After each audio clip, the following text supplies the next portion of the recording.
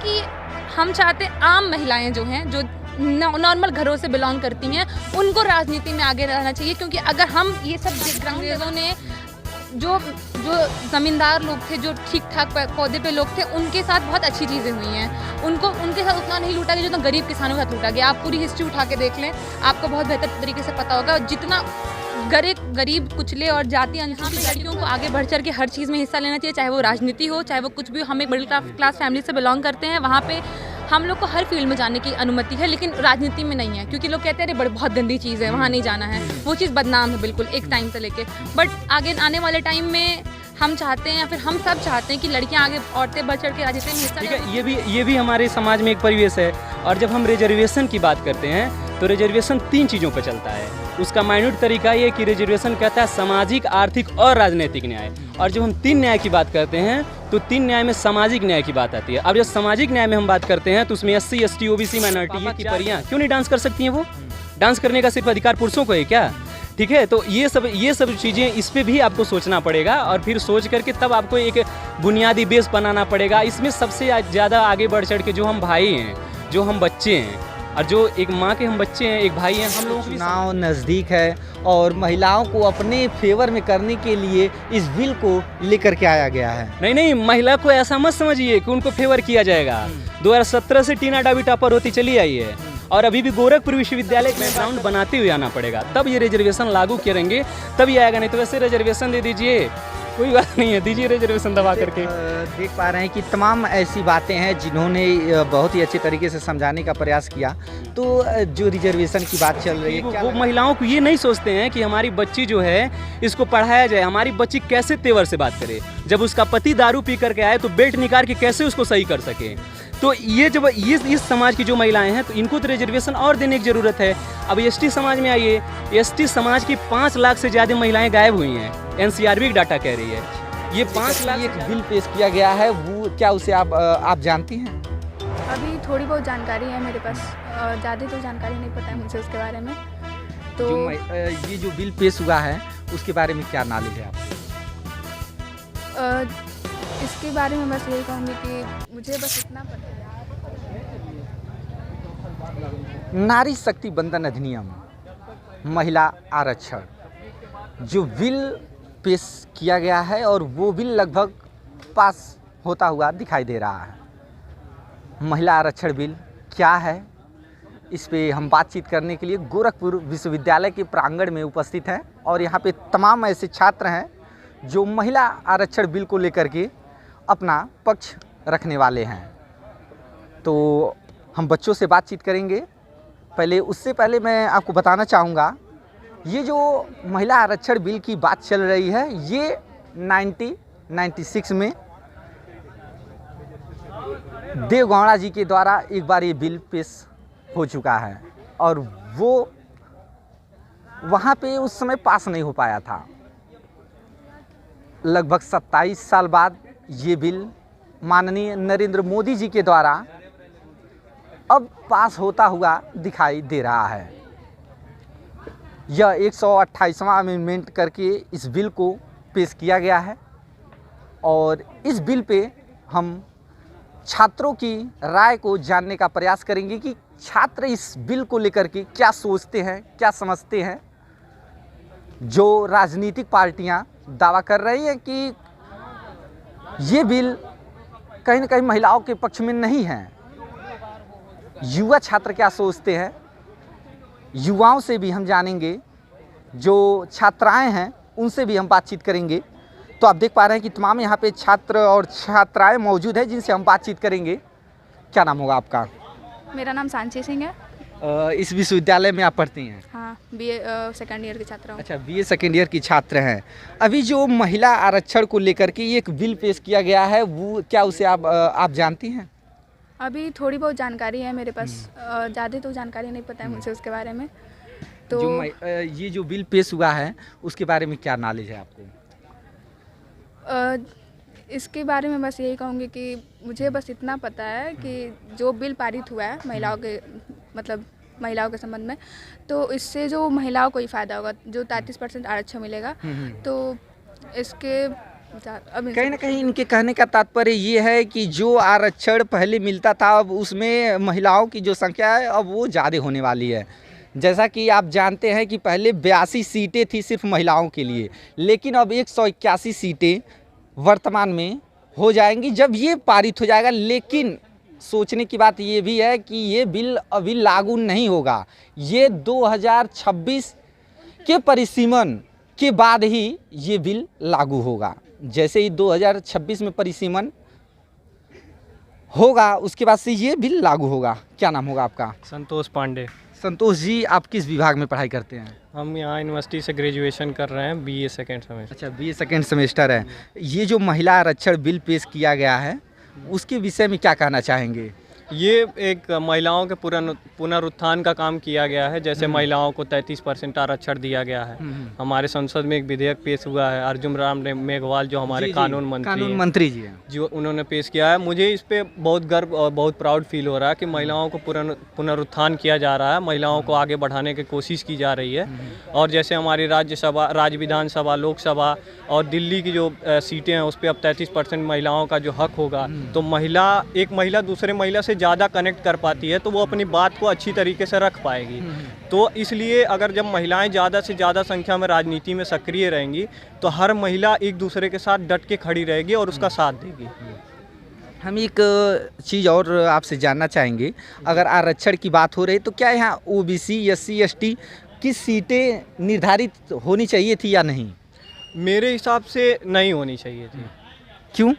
क्योंकि देखिए, जहाँ तक अगर हम देखा जाए यहाँ पे आरक्षण को लेके जब जनरल वालों की बातें आती हैं तो उनको ओपन में रखा जाता है। वहाँ कोई भी एससी, एसटी, ओबीसी वाला कैंडिडेट आके अपना वो कर लेता है। लेकिन जब जनरल वाले नहीं कर पाते हैं क्योंकि उनकी सीटें ओबीसी, एससी, एसटी वाले ले लेते हैं, तो उनके लिए यहाँ पे अगर देखा जाए तो वहाँ पे हानि है उनको लेकर के। बस तो आप देख पा रहे हैं कि तमाम राय है छात्रों की नारी शक्ति अधिनियम को लेकर के, और भी छात्राएं हैं, उनसे थोड़ा सा हम बातचीत करेंगे। क्या नाम होगा आपका? जोया खान। जोया जी, किस विभाग में आप पढ़ाई कर रही हैं? डिफेंस में हैं। चलिए, कौन सा ईयर है आपका? थर्ड ईयर है। जो ये नारी शक्ति अधिनियम पारित हुआ है अभी, उसके विषय में क्या जानती हैं? पारित तो ये 2023 में, मतलब इसके बारे में जानकारी तो हमें बहुत पहले से, मतलब इसके लिए बवाल हो रहा था चीज़ों को लेके, बट स्टिल ये पारित हुआ है 2023 में आपकी मोदी सरकार द्वारा, और ये लागू होगा 29 में, क्योंकि वो भी अपना एक, उसके लिए भी अपना राजनीतिक वो मुद्दा है कि वो अपनी सरकार के 29 में नहीं, परिसीमन जब 26 में होगा ऐसा बताया जा रहा है कि उसके बाद संभावना है लागू होने की, ये है। बाकी 33% आरक्षण लड़कियों के लिए, औरतों के लिए है विधानसभा और लोकसभा में, और पांडुचेरी और वगैरह कश्मीर वगैरह में नहीं है, सिर्फ दिल्ली और विधानसभा और वहाँ पे है।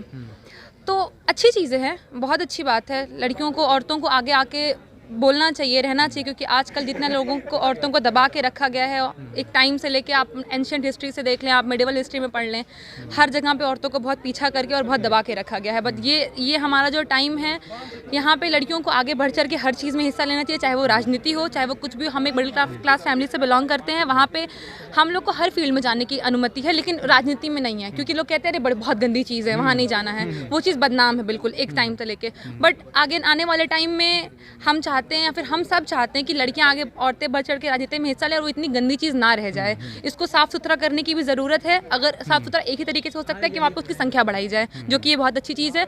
और मेरे हिसाब से ये अभी लागू होना चाहिए था, 23-24 में ही लागू होना चाहिए था, ताकि 24 में जो इलेक्शन है वहाँ पे औरतें बढ़ चढ़ के हिस्सा ले सकें। इसको पेंडिंग में नहीं रखना चाहिए था। बाकी मतलब इसके पीछे की रणनीति क्या हो सकती है, इसके बारे में कुछ पता है? सरकार की अपनी रणनीति है, सबकी अपनी अपनी सोच है। सरकार की अपनी रणनीति है कि इलेक्शन होगा, जब उनकी सरकार आएगी उसके बाद वो लागू करेंगे। अगर उनकी सरकार खुदा ना खास्ता नहीं आई तो फिर उसके बाद से जो अन्य पार्टियां आएंगी, जैसे आपने इंडिया अलायंस के बारे में सुना होगा, उनकी सरकार हो सकता हो आ जाए, उनकी आएगी तो उसके बारे में फिर इस पर चर्चाएं होंगी, फिर लंबे समय खींचा जाएगा, फिर चीज़ें जब लागू होंगी तो देखा जाएगा। फिर ये पेंडिंग में है ना, ये चीज़ें अभी लागू कर देते तो बेहतर रहता।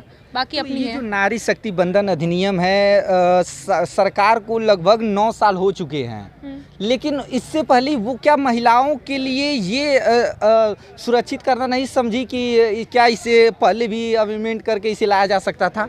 क्या ये चुनाव के ही समय में इसे लाया जाना था? लाया जा सकता था, बिल्कुल लाया जा सकता था, बस सरकार की कहते ना, सरकार की अपनी रणनीति है ना।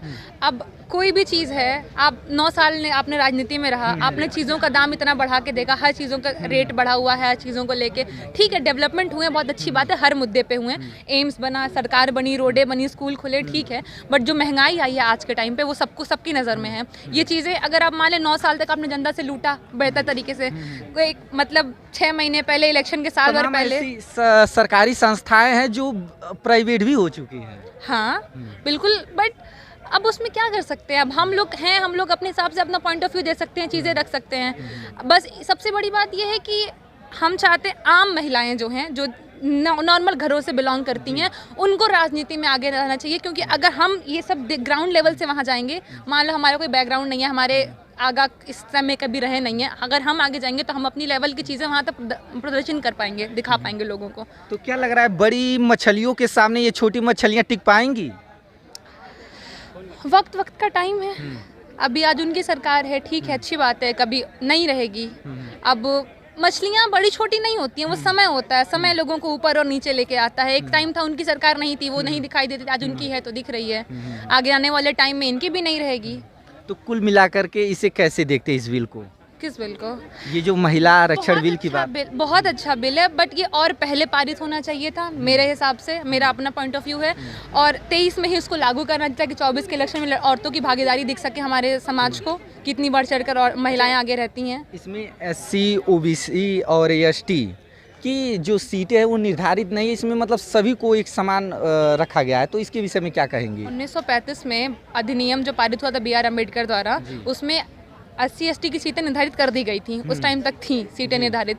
अब अनुसूचित जाति और जाति की निर्धारित नहीं है, चीज़ें क्लियर नहीं है इस चीज़ को लेके, अभी इस पे बवाल है। ये हो भी सकता है आने वाले टाइम पे, इस पे अभी बवाल है, हो भी सकता है, बट निर्धारित करनी चाहिए मेरे हिसाब से, क्योंकि पिछले 75 सालों में या फिर अंग्रेज़ों ने जो ज़मींदार लोग थे, जो ठीक ठाक पौधे पे लोग थे, उनके साथ बहुत अच्छी चीज़ें हुई हैं। उनके साथ उतना नहीं लूटा गया जितना गरीब किसानों के साथ लूटा गया। आप पूरी हिस्ट्री उठा के देख लें, आपको बहुत बेहतर तरीके से पता होगा, जितना गरीब कुचले और जाति अनुसूचित जातियों के साथ दमन हुआ है, उतना किसी के साथ नहीं हुआ है। तो उनको आगे बढ़ाना चाहिए।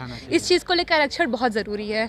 आज के टाइम पे इस यूनिवर्सिटी में भी आपको बहुत मैक्सिमम हर टाइप के लोग मिल जाएंगे, बट जो बहुत निचली जाति हैं वो बहुत मिलेंगी, मतलब 100 में से मान लीजिए 20 या 30%, लेकिन ये 50-50 का होना चाहिए, क्योंकि उनको भी आगे बढ़ने का और अपने समाज के लिए कुछ करने का मिलने से बहुत ज़रूरी है।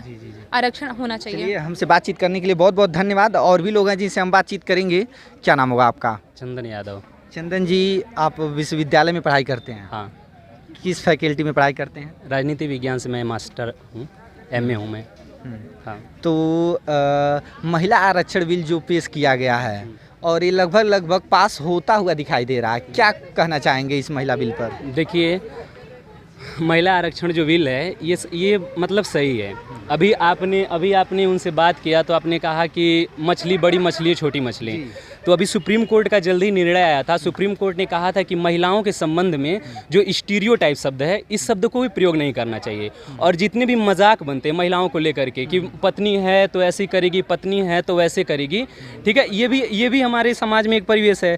और जब हम रिजर्वेशन की बात करते हैं तो रिजर्वेशन 3 चीज़ों पर चलता है। उसका माइन्यूट तरीका ये कि रिजर्वेशन कहता है सामाजिक, आर्थिक और राजनीतिक न्याय। और जब हम 3 न्याय की बात करते हैं तो 3 न्याय में सामाजिक न्याय की बात आती है। अब जब सामाजिक न्याय में हम बात करते हैं तो उसमें SC ST OBC माइनॉरिटी, ये 4 क्लास आते हैं। तो रिजर्वेशन इन लोगों के भी संबंध में देखना चाहिए, इन लोगों को भी एक क्लासिफिकेशन कर देना चाहिए। कहीं ना कहीं आरक्षण को लेकर के जो बातें अभी हो रही हैं वो होना चाहिए। जो OBC समाज के लोग हैं या SC समाज के लोग हैं, इनको आरक्षण दिया जाना चाहिए था। इसमें आरक्षण ऐसी कोई बात नहीं कही गई है। हाँ, इसी में सुधार करने की जरूरत है ना। अब देखिए, जो आरक्षण लेकर आए खुद अपनी पत्नी को छोड़ के भाग गए हैं। जो आरक्षण लेकर आए वो मणिपुर में एक बार भी नहीं बोले। जो आरक्षण लेकर के आए हैं, महिला पहलवान बैठी थी, एक बार भी नहीं बोले। उनके कान में जूं तक नहीं रहेंगे। उनको बोलना चाहिए था।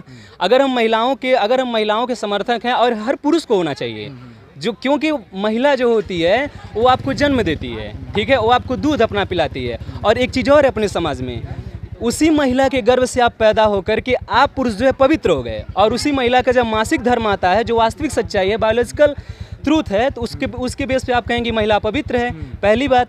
दूसरी बात ये जो रिजर्वेशन आया है, तो रिजर्वेशन में जब हम कहते हैं कि सामाजिक, आर्थिक, राजनीतिक न्याय, जब हम 3 न्याय की बात करते हैं तो एक महिला है जो आदिवासी समाज से आती है, जैसे बुंदेलखंड की जो महिला है, जब वो पानी भरने जाती है तो वहाँ की बच्चियाँ जो हैं अपनी पढ़ाई छोड़ दी हैं।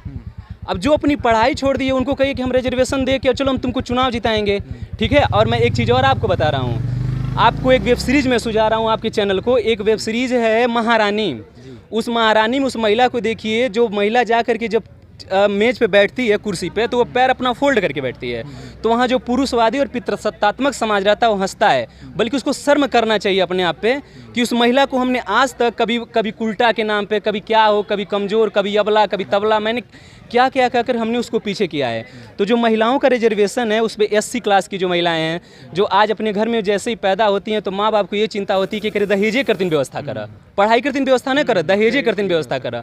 तू जैबू तो कैसे रहबू, जो हमारे समाज मतलब भोजपुरी है, लेकिन तू जैबू तो कैसे रहबू, तू कैसे खिएबू। वो महिलाओं को ये नहीं सोचते हैं कि हमारी बच्ची जो है इसको पढ़ाया जाए, हमारी बच्ची कैसे तेवर से बात करे, जब उसका पति दारू पी करके आए तो बेल्ट निकाल के कैसे उसको सही कर सके। तो ये जब इस समाज की जो महिलाएं हैं तो इनको तो रिजर्वेशन और देने की ज़रूरत है। अब ST समाज में आइए, ST समाज की 5 लाख से ज़्यादा महिलाएँ गायब हुई हैं, NCRB डाटा कह रही है। ये 5 लाख से ज़्यादा महिलाएँ कहाँ गई? तो इनको भी तो अब सोचिए, किसी के घर की किसी की प्यारी बच्ची गायब हो जा रही है, फूल जैसी बच्ची गायब हो रही है, और उसके संबंध में हम एक डाटा पढ़ करके हम कह रहे हैं हाँ एक डाटा आया है, इस पर कोई एक्शन नहीं लिया जा रहा है। इस पर कोई एक्शन नहीं लिया जा रहा है। तो अगर जो रिजर्वेशन आप लेके आ रहे हैं 50%, तो इस पर पीछे से आपको बैकग्राउंड बनाते हुए आना पड़ेगा, तब ये रिजर्वेशन लागू करेंगे, तब ये आएगा। नहीं तो वैसे रिजर्वेशन दे दीजिए, कोई बात नहीं है, दीजिए रिजर्वेशन दबा करके।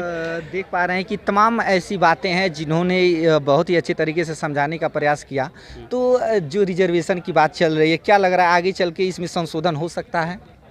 अब देखिए आगे चल के संशोधन हो सकता है कि नहीं हो सकता है। वैसे power of mother of democracy के पावर ऑफ फादर बैठे हुए हैं, तो इनका तो कोई बात नहीं है। और मैं तो यही कहूँगा, एक विद्यार्थी होने के नाते, एक महिलावादी समर्थक होने के नाते, और मैं आपको एक चीज़ और बता दे रहा हूँ, महिलाएं जो होती हैं वो डिप्रेस्ड होती हैं, चाहे वो सवर्ण घर की महिलाएं हों, चाहे वो दलित घर की महिलाएं हों। जब संविधान बन रहा था तो उस समय बाबा साहब ने महिलाओं के लिए डिप्रेस्ड शब्द का प्रयोग किया था। और डिप्रेस्ड का मतलब होता है मारा हुआ, पिछड़ा, मतलब कूचा हुआ, हमेशा समाज की वंचना का शिकार व्यक्ति, ठीक है। तो इसमें संशोधन करना चाहिए। जो महिलाएं मान लीजिए कि आदिवासी समाज से आती हैं, जनजाति समाज से आती हैं, लकड़ी बीनने में, बकरी चराने में, मछली मारने में, वहाँ की चीज़ें तो उन महिलाओं को ज़रूर एक अलग से बनाना चाहिए कि थोड़ा सा शिक्षा कम हो, थोड़ा सा आर्थिक चीज़ें कम हो, और उनके लिए विशेष तौर पे इंफ्रास्ट्रक्चर बनाना चाहिए प्राइमरी स्कूलों को लेकर, जहाँ बेसिक चीज़ें हैं प्राइमरी स्कूलों को लेकर के, उनको सामाजिक जो संरचना है उसमें भी उनको भागीदारी करना चाहिए। तो इस तरह से महिलाएं समाज में आएंगी। नहीं तो आप अपने वोट बैंक के लिए कह दीजिए हमने 50% आरक्षण दिया, तो फिर ऐसे नहीं होगा। कहीं ऐसा तो नहीं है कि चुनाव नज़दीक है और महिलाओं को अपने फेवर में करने के लिए इस बिल को लेकर के आया गया है? नहीं, महिला को ऐसा मत समझिए कि उनको फेवर किया जाएगा। 2017 से टीना डाबी टॉपर होती चली आई है, और अभी भी गोरखपुर विश्वविद्यालय की मैं बात कर रहा हूँ, MMM की बात कर रहा हूँ। उसी महिला को देखिए, हम बच्चे हैं, हम घर से आएंगे, हम बोल देंगे जाथिन पढ़े, तो पापा कहें ठीक बजा, लेकिन घूमिया मत। और जब महिला आएगी पढ़ने तो उसको कई चीज़ों का, अगर जो मोबाइल ज़्यादा यूज कर रही है रात को ऑनलाइन, तो यही सब सामाजिक न्याय की यही सब बात होती है ना। रात को अगर 1 बजे तक ऑनलाइन है तो शक किया जाएगा, 1 बजे तक ऑनलाइन है। अगर जो वो महिला का कहीं से थोड़ी सी भी कंप्लेन मिल गई तो अब छोड़ाओ, पढ़ाई हो गई, पढ़ गई, ठीक है। अगर वो डांस कर रही हैं तो अभी आप देखिए उनके बारे में जो मीम्स बनाए, पापा की परियां, क्यों नहीं डांस कर सकती हैं? वो डांस करने का सिर्फ अधिकार पुरुषों को है क्या? ठीक है। तो ये सब चीज़ें, इस पे भी आपको सोचना पड़ेगा, और फिर सोच करके तब आपको एक बुनियादी बेस बनाना पड़ेगा। इसमें सबसे ज़्यादा आगे बढ़ चढ़ के जो हम भाई हैं, जो हम बच्चे हैं, और जो एक माँ के हम बच्चे हैं, एक भाई हैं, हम लोगों को भी समाज में आगे आना पड़ेगा। वैसे तो इनकी शक्ति कोई रोक नहीं पाएगा। 17 से आ रही है ना टॉपर, हर नीट में, JEE में, यूपीएससी जैसी परीक्षाओं में ये टॉपर होती आ रही है। तो फिर थोड़ा सा बस बढ़ाने की ज़रूरत है। एक दिन पुरुष जरूर कहेगा कि यार हमको भी आरक्षण दो, सही बात है ना, जरूर कहेगा इनसे। हाँ, तो आप देख पा रहे हैं कि तमाम ऐसी बातें निकल के आई जो आपने सुनी और देखी। आप अपना व्यू हमें कमेंट करके ज़रूर बताइएगा। नारी शक्ति बंधन अधिनियम के बारे में आप क्या सोचते हैं? अगर ये वीडियो महिलाएं देख रही हैं तो वो ज़रूर इस चीज़ को समझें और अपना व्यू हमें कमेंट बॉक्स में ज़रूर दें। आपका क्या विचार है? आपकी विचार का हमें प्रतीक्षा रहेगा और आप ज़रूर कमेंट कीजिएगा। फिर मिलेंगे नेक्स्ट वीडियो में। देश दुनिया की छोटी बड़ी खबरों को पाने के लिए हमारे चैनल के साथ जुड़े रहेंगे। तब तक के लिए जय हिंद।